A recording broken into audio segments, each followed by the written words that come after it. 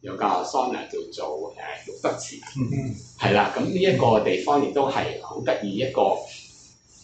以前咧係晏晝咧呢個玉德池咧普通人都會去嘅，揼骨啊係一個上海浴室嚟嘅，咁又幫你擦背啊咁。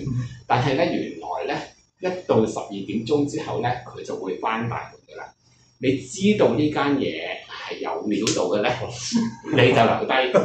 係啦，你如果普通人你唔知嘅咧，你哋就走啦咁樣。咁關咗大門之後咧，咁佢就夜夜笙歌啦嗰度咁樣。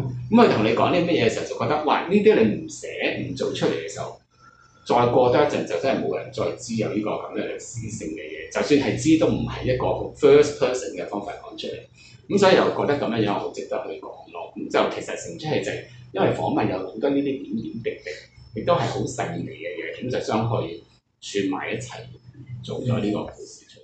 咁另外咧呢個玉德池咧，咁後尾我再後話啦嚇，即係已經差唔多拍完嘅啦。咁跟住就生咗條片俾我睇咧，就好精彩嘅，叫做曹達華做男主角嘅。就係唔知咩最後警探第1號咁諸如此類啦嚇，即係應該咧就話廣東片廣東話片式微嗰陣時拍嘅，就有沈殿霞嘅嚇，咁然之後咧有一幕咧好精彩，又要話俾你聽。咁嗰幕戲咧就係阿沈殿霞扮咗男人。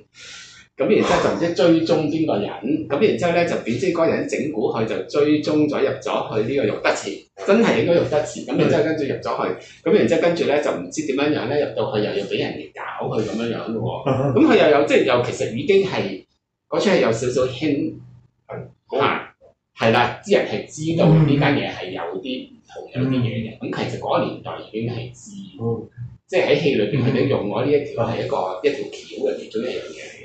咁所以都幾得意咯。